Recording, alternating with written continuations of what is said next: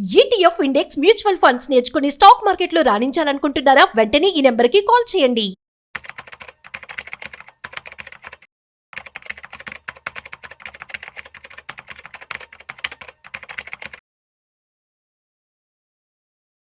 Sir నమస్తే sir. నమస్తే అండి. సుందరరామరెడ్డి గారు, ఈ మధ్య కాలంలో ఏ ఒక్కరి నోట విన్నా కూడా రూపీ ఫాల్ అవుతుంది, డాలరు స్ట్రాంగ్ అవుతుంది. ఈ కారణం చేత స్టాక్ మార్కెట్లు కూడా విపరీతంగా కొలాప్స్ అవుతున్నాయి. ఈ కారణం చేత ఆర్థిక వ్యవస్థలో కూడా కొంతమేర గమనం మందగించిందంటూ కూడా మాట్లాడుతున్నారు. అసలు ఈ రూపీ అనేది ఎందుకు ఫాల్ అవుతుంది, ఈ డాలర్ అనేది ఎందుకు స్ట్రాంగ్ అవుతుంది, మరి రూపీని స్ట్రాంగ్ చేయడానికి మన రిజర్వ్ బ్యాంకు ఎటువంటి చర్యలు తీసుకోవాలి, తీసుకుంటుంటుంది మామూలుగా అసలు? సో బేసికల్గా రూపీ స్ట్రాంగ్ అయితే మనకి ఎక్స్పోర్టెడ్ ఓరియంటెడ్ థీమ్స్ ఏవైతే ఉన్నాయో అవి సఫర్ అవుతాయి అండి. రూపీ బాగా వీక్ అవుతుంటే ఇంపోర్టెడ్ అవుతున్నాయి, వీక్ అవుతాయి అనమాట. ఇప్పుడు ఏం జరుగుతుందంటే రూపీ బాగా వీక్ అవుతుంది. వీక్ అవటం వల్ల ఏంది, $1కి మనం ఎక్కువ రూపీలు పే చేయాలా. అందుకని ఏదైతే మనం ఇంపోర్ట్ చేసుకున్నామో అవి కాస్ట్లీ అయిపోతాయి ఆటోమేటిక్గా. అవి కాస్ట్లీ అయిపోయేసరికి ఏమైంది, ఆ కొనేవాళ్ళు కూడా ఇండియాలో ఎక్కువ రేట్కి అమ్ముతారు కదా, వాళ్ళకి ఎక్కువ మనీ పే చేస్తారు కాబట్టి అప్పుడు ఇన్ఫ్లేషన్ పెరిగిపోద్ది. అంటే రూపీ ఎంత వీక్ అయితే ఇండియాలో ఇన్ఫ్లేషన్ అంత పెరిగింది ముందు రోజుల్లో, ఎందుకంటే ఇంపోర్ట్స్ కాస్ట్ అవుతుంది కాబట్టి. ఇండియా మొత్తం ఎకానమీ దగ్గరగా 4 ట్రిలియన్ ఎకానమీ అండి. ఆ 4 ట్రిలియన్లో కూడా మీరు 450 లక్షల కోట్లు అనుకుంటే దాన్ని, అండ్ అందులో ఒక 30% మాత్రమే మన ఎక్స్పోర్ట్స్. టోటల్ జీడిపిలో ఎక్స్పోర్ట్స్ వాటా ఎంత అంటే 30% ఉంది. మిగతా 70% ఇంపోర్ట్స్ మనీ. అంటే అప్పుడు రూపీ వీక్ అవుతుంది అనుకోండి, ఏం సఫర్ అవుతుంది అంటే ఇంపోర్ట్స్ అన్ని సఫర్ అవుతారు, ఎక్స్పోర్ట్స్ అన్ని హ్యాపీ ఫీల్ అవుతారు. వాళ్ళకి ఫెస్టివల్ డేస్ అనమాట వాళ్ళకి. అందుకని ఒక 80 లక్షల కోట్ల వర్త గల మన జీడిపి అయితేనేమో దీన్ని ఎంజాయ్ చేస్తుంది రూపీ వీక్ అవటం వల్ల. బట్ మిగతా మొత్తం కూడా దగ్గర ఒక 3 లక్షల కోట్ల పైన అన్ని కూడా ఇంపోర్ట్స్ అన్ని కాస్ట్లీ అయిపోతాయి. పర్టికులర్గా ఈ ఆయిల్ ఇండియాలో 90% ఇంపోర్ట్ చేసుకుంటారు. అందుకని ఆయిల్స్ అన్నిటికీ మనం కొంత డాలర్లో కొంత ఇండియన్ రూపీలోనే పే చేస్తున్నాం. రష్యా వాళ్ళ దగ్గర ఉంటేనేమో ఇండియన్ రూపీలోనే పే చేస్తున్నాం, బట్ బయటకు తీసుకుని అయితే మనం డాలర్లో పే చేస్తున్నాం. అందుకని అవన్నీ కూడా రూపీ వీక్ అయ్యే కొద్దీ ఇంకా ఎక్కువ అవుతుంది అనమాట. అండ్ రెండోది, ప్రతి ఇంటర్నేషనల్ ఈవెంట్ ఏదన్నా జరిగితే, ఇంటర్నేషనల్ మార్కెట్ ఏదైనా స్ట్రెస్ అవుతుంటే లేదా వార్ లాంటి ఏమైనా జరిగితే అలాంటి సంవత్సరంలో 10% దాకా వీక్ అవుద్ది. అది కామన్. అది అంటే నార్మల్గా అయితే 3 to 4% తగ్గుతా వస్తుంది రూపీ మామూలుగా అయితే, మామూలు టైంలో. బట్ ఎప్పుడైనా ఇంటర్నేషనల్ మార్కెట్లో వర్స్ట్గా ఉన్నప్పుడు మాత్రం ఆ సంవత్సరం మాత్రం 10% దాకా డ్రాప్ అవుతాయి అనమాట. ఇప్పుడు ఏం జరిగింది, అది అప్ టు 2000 వరకు కూడా ఇండియన్ రూపీ ఎప్పుడు కూడా 3.5 to 4% డ్రాప్ అవుతా వచ్చింది. ఆ తర్వాత 2008లో ఏమైంది, ఆ టైంలో వరల్డ్ వైడ్ రిసెషన్ వచ్చేసింది. ఆ ఒక్క సంవత్సరంలో రూపీ 27% డ్రాప్ అయిందండి. ఇప్పుడు 10 డ్రాప్ అయింది ఈ సంవత్సరం. బట్ 2008 నుంచి 9 మధ్య 27% డౌన్ అయింది మార్కెట్, అది రూపీ ఆ టైంలో. దాని మీనింగ్ ఏంటంటే ఇంటర్నేషనల్గా ఏదైనా ఈవెంట్ ఉంటే రూపీ వీక్ అవటం, డాలర్ స్ట్రాంగ్ అవటం అనేది నార్మల్ థింగ్ అది. ఆ తర్వాత మళ్ళీ 2009 to 2010లో అండి ఇండియన్ మార్కెట్ బాగా రైజ్ అయింది, ఫారిన్ మనీ బాగా వచ్చిందనమాట. దాంతో ఇండియన్ రూపీకి డిమాండ్ పెరిగి రూపీ ఫస్ట్ టైం బాగా బలపడింది, 11% మనం బలపడింది. అంటే రూపీ వీక్ అవుతుంది అనుకుంటున్నాం, కానీ అప్పుడప్పుడు ఇలా ఎకానమీ ఇంప్రూవ్ అయితే ఫారిన్ అమౌంట్ బ్యాక్ ఇండియాకి వచ్చేస్తే రూపీ స్ట్రాంగ్ అయ్యే ఛాన్స్ ఉంది. It's happening 2009. ఎందుకంటే 2008లో మార్కెట్ డ్రాప్ అయింది కదా, 2009 నుంచి పెరగడం స్టార్ట్ అయింది, రూపీ కూడా స్ట్రాంగ్ అయింది. ఆ 1 yearలో 11% దాకా స్ట్రాంగ్ అయింది. మళ్ళీ అగైన్ 2011లో 14% డౌన్ అయింది, ఎందుకంటే యూరో క్రైసిస్ వచ్చింది ఆ టైంలో. అండ్ ఆ టైంలో ఆల్మోస్ట్ 10% డౌన్ అయింది.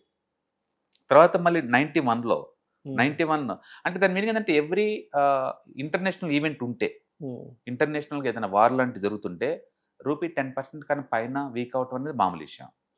వార్ లాంటి ఏం లేకుండా ఉంటే ఇండియన్ రూపీ 3 to 4% డ్రాప్ అవటం మామూలు విషయం. ఇప్పుడు ఏంటంటే ఈ గల్ఫ్ వార్స్ ఇవన్నీ వచ్చేసినాయి కదా, సింగిల్ డేకే 0.8 నుంచి 1% దాకా డ్రాప్ అవుతుంది ఈ మధ్యకాలంలో. లాస్ట్ 1 month 4% డౌన్ అయింది, లాస్ట్ 1 yearలో మొత్తం 10% డౌన్ అయింది. దాని మీనింగ్ ఏంటంటే ఎవరైనా అమెరికాలో ఉన్న మనోళ్ళు ఇండియాలో కనుక ఇన్వెస్ట్ చేస్తుంటే వాళ్ళ ఆస్తులు 10% డౌన్ అయినట్టు లెక్క.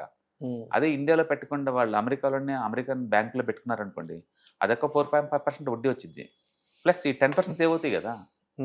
అదే ఇండియన్ స్టాక్ మార్కెట్లో పెట్టారనుకోండి, మార్కెట్ పడిపోయింది, అది లాసే, కరెన్సీ కన్వర్షన్ లాసే. అందుకని ఎఫ్ఐఎస్ డబ్బు రావట్లేదు ఎందుకు రావట్లేదు అంటే ఇండియన్ రూపీ బాగా వీక్ అయితే వాళ్ళు రారు, ప్లస్ మార్కెట్ పర్ఫార్మెన్స్ లేదు. అంటే ఇండియాలో ఉండి ఇండియాలో పెట్టే వాళ్ళకి స్టాక్ మార్కెట్ 12% పెరిగినా పర్వాలేదు, కానీ వాళ్ళకి మాత్రం ఒక 18 దాకా పెరిగితేనే వాళ్ళకి లాభం వస్తుంది అనమాట. అందుకని ఈ కరెన్సీ వీక్నెస్ ఎంతకంత ఆగితేనే అంటే ఫారిన్ నుంచి అమౌంట్ లోపలికి వస్తుంది. కాబట్టి ఇండియన్ రూపీ వీక్ అవుతుంటే ఎక్స్పోర్ట్స్ అందరూ హ్యాపీగా ఉంటారు. ఈ రూపీ కనుక స్ట్రాంగ్ అవుతుంటే ఇంపోర్ట్స్ అన్ని హ్యాపీ ఫీల్ అవుతుంటారు. బట్ ఇప్పుడున్న కండిషన్స్కి ఏంటంటే ఇన్ఫ్లేషన్ చాలా ఎక్కువ ఛాన్స్ ఉంది ఇండియాలో. ఇన్ఫ్లేషన్ ఎక్కువైతే వడ్డీ రేట్లు పెంచుతారు దాన్ని మ్యాచ్ చేయడం కోసం. వడ్డీ రేట్లు ఎక్కువ పెడితే ఇండస్ట్రీకి ఇష్టం ఉండదు, అది మార్కెట్ డౌన్ అయిపోద్ది. అందుకని ఇప్పుడున్న మార్కెట్ వరస్ట్ చాలా కంగారుగా చాలా స్ట్రెస్గా ఉందన్నమాట. ఎందుకంటే రోజుకి మార్కెట్ ఓపెన్ కాగానే ఇండియన్ రూపీ జస్ట్ 0.7 అలా పట్టడం మామూలు విషయం అయిపోయింది. ఈ మధ్య ఆర్బీఐలు సర్క్యులేట్ చేశారు, పర్ డే ఈచ్ బ్యాంక్ దగ్గర $100 million కన్నా ఎక్కువ డాలర్ లాంగ్ బాగుద్ది అన్నారు డాలర్ మీద. స్టిల్ నిన్న అంత పెద్ద న్యూస్ వచ్చిన తర్వాత కూడా ఇండియన్ రూపీ -1లో ఓపెన్ అయ్యి +1లో ప్లస్ 0.1లో క్లోజ్ అయింది. అంటే ఈవెన్ ఆర్బీఐ చేసే ప్రయత్నాలు కూడా విఫలమవుతున్నాయని అర్థం. అంటే మార్కెట్ చాలా బెరిష్గా ఉంది, చాలా బెరిష్గా ఉంది. అందుకని అన్ని రకాల అసెట్ క్లాస్ బాగా కరెక్షన్ గురవుతున్నాయి. అండ్ బిట్కాయిన్ డౌన్ అవుతుంది, స్టాక్ మార్కెట్లు డౌన్ అవుతున్నాయి, గోల్డ్ సిల్వర్ కూడా నార్మల్ రేంజ్లోనే మూవ్ అవుతున్నాయి. అండ్ వడ్డీ రేట్లు ఒకటే కొంచెం ఆశాజనకంగా కనబడుతున్నాయి. కాబట్టి డెట్కి కొంచెం ఎక్కువ ఇంపార్టెన్స్ ఇవ్వడం బెటర్ ఈ వారు ఈ న్యూస్ అయిపోయేంత వరకు కూడా. సరే, ఇప్పుడు డాలర్ అయితే స్ట్రాంగ్ అవుతుంది, సరే అది ఆ దేశానికి మంచిది. ఇప్పుడు డాలర్ స్ట్రాంగ్ అయితే ఆ దేశం అనకండి, దాన్ని రిజర్వ్ చేసుకున్న ఎవరికైనా బెనిఫిటే కదా. సరే, ఎవరికైనా బెనిఫిటే, డాలర్ స్ట్రాంగ్ అవుతుంది. మనం వెళ్ళి డాలర్ ఏం చేయలేం కాబట్టి ఇప్పుడు మనం కూడా మన రూపీని స్ట్రెంథెన్ చేసుకోవాలి, మన రూపీని పైకి లాగాలి అంటే మరి రిజర్వ్ బ్యాంక్ ఆఫ్ ఇండియా ఏం చేస్తే మన రూపీ స్ట్రాంగ్ అవుతుంది? రిజర్వ్ బ్యాంక్ దగ్గర ఉన్న డాలర్స్ని కొమ్మరిస్తూ ఉండాలి మార్కెట్లోకి. రిజర్వ్ బ్యాంక్ దగ్గర వాళ్ళు స్టోర్ చేసుకున్న డాలర్స్ మొత్తం అమ్మటం బిగిన్ చేస్తే అప్పుడు డాలర్ మళ్ళీ ఇండియన్ రూపీ ఆగిపోద్ది. బట్ ఎంతకాలం అట్లా? నువ్వు ఆర్టిఫిషియల్ ఆ రూట్లో ఆపలేవు దాని మార్కెట్ని, ఆర్టిఫిషియల్గా ఆ రూట్లో ఆపలేవు. దాని బదులు ఇంపోర్ట్స్ తగ్గించుకున్నావు అనుకో, నువ్వు వాళ్ళకి డాలర్ ఇచ్చే పని లేదు కదా. ఇంపోర్ట్స్ తగ్గించుకుంటే అంటే మేక్ ఇన్ ఇండియా కనుక నువ్వు స్పీడప్ చేసావు అనుకోండి, ఇండియా నుంచి బయటకు వెళ్ళే పని లేదు కదా డాలర్స్ ఏమి కూడా, అప్పుడు స్ట్రాంగ్ అవుతావు. ఇప్పుడు ఒక కామన్ మ్యాన్ కి ఉన్న ప్రశ్న ఏంటంటే, సరే ఇప్పుడు ఏదో ఇన్ఫ్లేషన్ పెరిగిపోతుంది, ఏదో 6 to 7 ఇన్ఫ్లేషన్ పెరిగిపోతుంది, ద్రవ్యోల్బణం పెరిగిపోతుంది, డాలరు స్ట్రాంగ్ అయ్యి ఆ రూపీ ఫాల్ అవుతుంది కదా, మరి రిజర్వ్ బ్యాంక్ ఆఫ్ ఇండియా ఎక్కువ కరెన్సీని ప్రింట్ చేసి మరి జనాల్లోకి వదిలేస్తే మరి మన రూపీ కూడా స్ట్రాంగ్ అవుతుంది కదా అన్న ఒక ఆలోచన కామన్ మ్యాన్ ఉంటుంది. ఇది సరైన ఆలోచనేనా? బేసికల్గా ఆర్బీఐ అన్లిమిటెడ్ ప్రింట్ కొట్టింది అనుకోండి, అమౌంట్ ప్రింట్ కొట్టింది అనుకోండి, రూపీని ప్రింట్ కొట్టేసేసి డాలర్ కొంట బింగ్ చేసింది అనుకుందాం.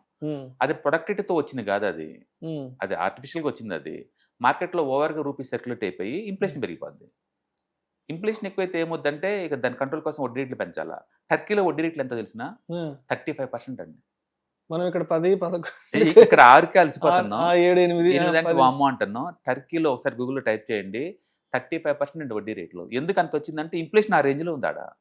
అంటే ఇప్పుడు ఇన్ఫ్లేషన్ ని తగ్గించుకోవడానికి రిజర్వ్ బ్యాంకు వడ్డీ రేట్లు పెంచుకోవటమే, వడ్డీ రేట్లు పెంచాలి, అంతేగాని రిజర్వ్ బ్యాంకు డబ్బులు ప్రింట్ చేసి జనాలకి బ్యాంకులో వదిలితే అది వర్కౌట్ అవుతుంది, అది వర్కౌట్ అవ్వదు. అందుకని ప్రొడక్టివిటీ పెంచలేదు అనుకున్న ప్రొడక్టివిటీ పెంచాలి. అందుకని లోకల్ గా ప్రొడక్టివిటీ పెంచాలా, ఎక్కువ పెంచి ఎక్కువ ఎక్స్పోర్ట్ చేసుకుని ఎక్కువ డాలర్లు ఎక్కువ వస్తుంటాయి కదా మనకి.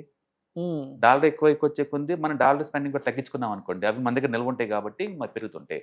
అందుకని డాలర్ స్ట్రాంగ్ అవుతాయి. ప్రపంచంలో చిన్న చిన్న కంట్రీలన్నీ బ్యాంక్రప్ట్ అయిపోతాయి, ఇంపోర్ట్ చేసుకున్న దేశాలు మొత్తం కూడా. ఇవాళ రిపోర్ట్లో డాలర్ వరల్డ్ వైడ్ గా రిజర్వ్ కరెన్సీ, నువ్వు ఏది కొన్నా అవతల డాలర్లు ఇవ్వాలి. ఇండియా వాళ్ళు ఇప్పుడిప్పుడే కొంచెం రష్యా వాళ్ళతోటి లోకల్ టైప్స్ అవుతున్నారు, అండ్ వేరే వేరే కంట్రీలతో టైప్ అయ్యి ఇంకా కొంచెం తగ్గిస్తున్నారు కానీ స్ట్రెస్ని, అదర్వైజ్ ఇంకా ఎక్కువ స్ట్రెస్ ఉండేది మనకి. సరే, ఇప్పుడు డాలర్ స్ట్రాంగ్ అవుతూ రూపీ ఫాల్ అవుతుంటే ఒక సామాన్యుడి లైఫ్ స్టైల్లో ఎటువంటి మార్పులు చేర్పులు ఉంటాయి, ఒక సామాన్యుడు ఎటువంటి ఇబ్బందులను ఎదుర్కొంటుంటాడు, అదేవిధంగా ఒక వ్యాపారం చేసుకునేవాడికి అతను ఎటువంటి ఇబ్బందులను ఎదుర్కొంటుంటాడు, ప్రతి నెల ఉద్యోగం చేస్తూ నెల జీతం మీద ఆధారపడేవాడు తను ఎటువంటి ఇబ్బందులు ఫేస్ చేస్తుంటాడు, ఈ డాలర్ పెరగడం, ఈ రూపీ ఈ తగ్గడం, ఈ క్రమాన్ని తను ఎలా బ్యాలెన్స్ చేసుకుంటాడు? ఫర్ ఎగ్జాంపుల్ అబ్రాడ్ లో మన చుట్టాలు ఎవరైనా వర్క్ చేస్తున్నారు అనుకోండి, ఎవ్రీ మంత్ డబ్బులు పంపిస్తాడు అనుకోండి, ఈసారికి మనకి ఎక్కువ రూపాయలు టైప్ వస్తాయి కదా, సేమ్ మనీకే. అవతల $100 $100 పంపించారు అనుకోండి, ఎవ్రీ మంత్ వచ్చే దానికన్నా ఎక్కువ వస్తాయి కదా, ఎందుకంటే రూపీ వీక్ అవడం వల్ల. అంటే ఇన్కమింగ్ మన వాళ్ళు ఎవరైనా రిమిటెన్స్ పంపిస్తే వాళ్ళకి అది అడ్వాంటేజ్, ఎక్కువ డబ్బులు వస్తాయి కాబట్టి. ఓకే, అది ఇన్కమింగ్. అవుట్ గోయింగ్ లో ఏమవుద్దంటే ఎవరైనా గ్యాస్ స్తంభం తీసుకున్నారనుకోండి, ఆ గ్యాస్ ఎక్కడో ఖతర్లో టైర్ అయ్యి షిప్ రూట్ల ద్వారా ఇండియాకి వచ్చి ఇక్కడ మళ్ళీ స్టోరేజ్ ద్వారా మీ దగ్గరికి వస్తుంది కదా ఫిల్ చేసుకొని. ఈ మధ్య ఇంత కాంప్లెక్స్ స్ట్రక్చర్ ఉన్నట్టు వాళ్ళకి తెలియదు కదా. అక్కడ రేట్లు పెరిగింది అనుకోండి, మధ్యలో గవర్నమెంట్ అడ్డుకుంటే తప్ప నీకు రేట్లు పెరుగుతాయి కదా. ఇప్పుడు గ్యాస్ రేట్లు నువ్వు పెరుగుతున్నాయి కదా. అలాగే గ్యాస్ కటింగ్ వాళ్ళు ఉన్నారనుకోండి, వాటి మీద సర్వే అవుతున్నారు అనుకోండి, అది సప్లై లేదు కాబట్టి వాళ్ళ లైఫ్ స్టైల్ ఎఫెక్ట్ అవుతున్నాయి కదా. అందుకని రూపీ స్ట్రాంగ్ అయినప్పుడల్లా లేదా వీక్ అయినప్పుడల్లా చిన్న చిన్నలు కూడా దాని దగ్గర ఎఫెక్ట్ అవుతారు. చిన్న చిన్న ఎఫెక్ట్ అవుతారు. అంటే మనం రోడ్ సైడ్ తాగే కాఫీ టీ కూడా గోల్డ్ కూడా ఎఫెక్ట్ అవుతుంది. ఎందుకంటే వరల్డ్ వైడ్ గా గోల్డ్ కొనేది అమ్మేది డాలర్ లో అండి. మళ్ళీ మన డాలర్లు అంటే మన ఇన్ని రూపాయల నుంచి డాలర్ పే చేయాలి కదా. మొన్నటి వరకు 92 రూపాయలు ఉంది అనుకోండి, ఇప్పుడు 94 వచ్చింది కదా. అంటే మరి ఎక్కువ డబ్బులు పే చేయాలి కదా నువ్వు. అప్పుడు ఇండియాలో మాత్రం గోల్డ్ పెరిగింది. ప్రపంచంలో ఎందుకు పెరగట్లేదు 2-3 రోజుల నుంచి అంటే ఇండియాలో రూపీ వీక్ అవుతున్న వల్ల పెరిగింది తప్ప ఒరిజినల్ గోల్డ్ డిమాండ్ వల్ల కాదు. అంటే ఇండియాలో గోల్డ్ అంటే వరల్డ్ వైడ్ గా ఉన్న గోల్డ్ రేట్లు ప్లస్ ఇండియన్ రూపీ వీక్నెస్ కూడా యాడ్ చేసి చెప్పాలి నువ్వు. ఇండియన్ రూపీ వీక్నెస్ కూడా యాడ్ చేసి చెప్తే అది గోల్డ్ ఇండియాలో. Got it. కాబట్టి ఈ ఇండియన్ రూపీ వీక్ అవుతే ఇండైరెక్ట్ కావచ్చు, డైరెక్ట్ కావచ్చు, అందరు ఎఫెక్ట్ అవుతారు. ఎంతకంత మొత్తం ఎఫెక్ట్ అవుతారు. అంటే ఇప్పుడు సార్ ఒక చిన్న ఎగ్జాంపుల్ లాగా తీసుకుంటాం. ఫర్ ఎగ్జాంపుల్ ఒక 6 months బ్యాకో 1 year బ్యాకో అమెరికాలో ఉండే మన ఫ్రెండ్ దగ్గర నుంచో బంధువుల దగ్గర నుంచో ఒక ఐఫోన్ తెప్పించుకోవాలి అంటే ఒక 1 year బ్యాకో 6 months బ్యాకో ₹1,00,000 చెప్తాడు వాడు. మనం అడుగుతాం, అరే ఎంత అవుతుందిరా, నీకు ఎంత పంపించాలరా అంటే ఒక 6-7 months బ్యాక్ మామ ₹1,00,000 అవుతుందిరా, 1,00,000 పంపించమంటాడు. ఏది ఒక 1 year బ్యాక్. సరే ఇప్పుడు 1,10,000 పంపించాలి. 1,10,000 పంపించాలి. ఏది సెల్ ఫోన్ రేట్ పెరుగుతుంటే అది ఎక్స్ట్రా, మళ్ళీ పెరగకుండా అంతే ఉంటే, ఉంటే యాపిల్ ఫోన్ రేట్లు పెరగకుండా అంతే ఉంటే అప్పటికి ఇప్పటికి నువ్వు పంపించాల్సింది 10% ఎక్స్ట్రా. 1,10,000 పంపించాలా. అంటే డాలరు 82-83 దగ్గర ఉన్నప్పుడు మనం ₹1,00,000 పంపిస్తాం. ఇప్పుడు 95కి వచ్చింది కాబట్టి 1,10,000 అవ్వచ్చు, 1,15,000 అవ్వచ్చు. ఆ డిఫరెన్స్. అలాగే టూర్లు వెళ్ళాలనుకుంటే అబ్రాడ్ టూర్లు వెళ్దాం అనుకుంటున్నావు, నువ్వు కాస్ట్ 10% అయింది. ఇప్పుడు పెరిగింది, నీ టూర్ కాస్ట్ 10% పెరిగిపోయింది. అలాగే అవతల మనోడు వర్క్ చేస్తున్నాడు, వాళ్ళు పంపించి దానివల్ల నీకు ఎక్కువ రూపీస్ వస్తుంది, నీకు 10% ఎక్కువ అవుతుంది నీకు. అందుకని ఇప్పుడు హైదరాబాద్ లో రియల్ ఎస్టేట్ తగ్గిద్దా పెరిగిద్దా అంటే అంత ఈజీగా తగ్గదు. ఎందుకంటే ఇది రూపీ ఎంత వీక్ అయ్యే కొద్దీ వాళ్ళకి అంత అట్రాక్ట్ కనపడుతుంది హైదరాబాద్. ఎందుకంటే వాళ్ళు 10% పవర్ పెరిగినట్టే కదా లాస్ట్ 1 year లో. వాళ్ళు స్ట్రెంథెన్ అయ్యారు కదా. అందుకని ఇంకా ఎక్కువ పెట్టే ఛాన్స్ ఎక్కువ ఉందన్నమాట. అది అట్లా. అదే 1 year బ్యాక్ పెట్టారనుకోండి, వాళ్ళు 10% లాస్ అయినట్లు లెక్క అనమాట. అట్లా రూపీ అనేది డెఫినెట్గా ఎఫెక్ట్ చూపిస్తుంది. పర్టికులర్ ఇంటర్నేషనల్ బిజినెస్ చేసే వాళ్ళకైతే హెడ్జింగ్ చేసుకుంటూ ఉంటారు. అందుకని టీసీఎస్ ఇన్ఫ్లుస్తుంది. అందుకని పర్టికులర్గా ఎక్స్పోర్ట్ ఓరియంటెడ్ థీమ్స్ ఉన్నాయి. ఫుడ్ ప్రాసెసింగ్ ఒకటి, అండ్ టెక్స్టైల్స్ ఒకటి, ఐటీ ఒకటి, ఫార్మా ఒకటి, వీటికి మంచి రోజులు అనమాట యాక్చువల్గా. అందుకని ఇండియా వాళ్ళు ఓన్లీ 30% ఓవరాల్ జీడిపిలో ఎక్స్పోర్ట్స్ ఉన్నాయి కాబట్టి మనకంత బెనిఫిట్ కాదు. కానీ ఎక్స్పోర్ట్స్ కనుక నువ్వు మోర్ దెన్ 50% చేసావు అనుకోండి, ఇండియన్ రూపీ ఎటుపోయినా నువ్వు సఫర్ అవ్వగా.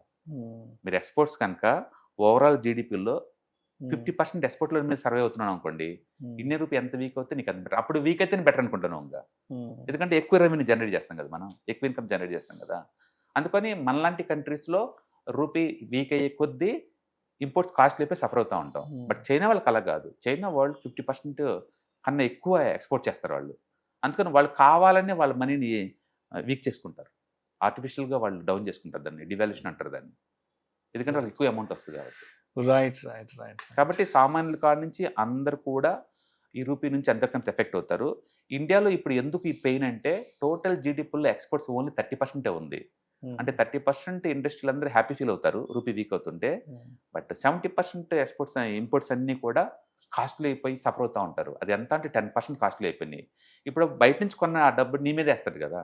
అంటే ఇండియాలో ఇన్ఫ్లేషన్ పెరగబోతుంది, వెరీ క్లియర్ అనమాట. ఇండియాలో ముందు రోజుల్లో ఇన్ఫ్లేషన్ పెరగబోతుందని అర్థం. Right sir. Thank you sir. Thank you so much Sundararayana Reddy గారు. ఈ డాలర్ అనేది ఎందుకు పెరుగుతుంది, రూపీ ఎందుకు పడుతుంది, డాలర్ పెరగడం వల్ల రూపీ తగ్గడం వల్ల ఒక సామాన్యుడి నుంచి ఒక బిజినెస్ మ్యాన్ వరకు వాళ్ళ లైఫ్ స్టైల్ ఎటువంటి మార్పులు చోటు చేసుకుంటాయి అన్న దాని గురించి చక్కగా తెలియజేసి thank you so much sir. Hello friends, financial freedom మీద వెబినార్ జరగబోతుంది. ఇది డైలీ 3 hours ఉంటుంది, 3 days ప్రోగ్రామ్. దీంట్లో మీకు ఫైనాన్షియల్ ఫ్రీడమ్ ఎలా సాధించవచ్చు via with ETFs, index funds, mutual funds ద్వారా డీటెయిల్ గా ప్రాక్టికల్ వేలో మీకు ఎక్స్ప్లెయిన్ చేయబడుతుంది. అండ్ దీంట్లో ఎనీ డౌట్స్ ఉన్నా సరే ఇమీడియట్ గా వెబినార్ లోనే ఎక్స్ప్లెనేషన్ చెప్తారు. అండ్ అలాగే మ్యూచువల్ ఫండ్స్ ఎగ్జామ్స్ ఎవరైనా రాద్దాం అనుకున్నా సరే, మ్యూచువల్ ఫండ్ డిస్ట్రిబ్యూటర్గా మీరు సెటిల్ అవ్వాలన్నా సరే ఎలా చేయొచ్చో వాటికి సంబంధించిన డీటెయిల్ ఎడ్యుకేషనల్ వివరాలు మొత్తం కూడా ఈ ప్రోగ్రాంలో డీటెయిల్గా చెప్పబడుతుంది. కాబట్టి ఎవరైనా సరే ఈ వాలటిలిటీ ఉన్న ఈ స్టాక్ మార్కెట్లో స్టేబుల్గా ఉండి అండ్ మంచి returns via with ETFs, index funds, mutual fund ద్వారా ఎలా సంపాదించవచ్చో, ఎందుకు ఇవి ఇంపార్టెంటో, ఫైనాన్స్ ఫ్రీడమ్కి ఎలా ఉపయోగపడతాయో ఇవన్నీ కూడా డీటెయిల్గా ఎక్స్ప్లెయిన్ చేయబడుతుంది. కాబట్టి ఎవరైనా ఇంట్రెస్ట్ ఉన్న పార్టిసిపెంట్స్ అందరూ కూడా ఈ అవకాశాన్ని వినియోగించవలసిందిగా కోరుతున్నాను. Thank you.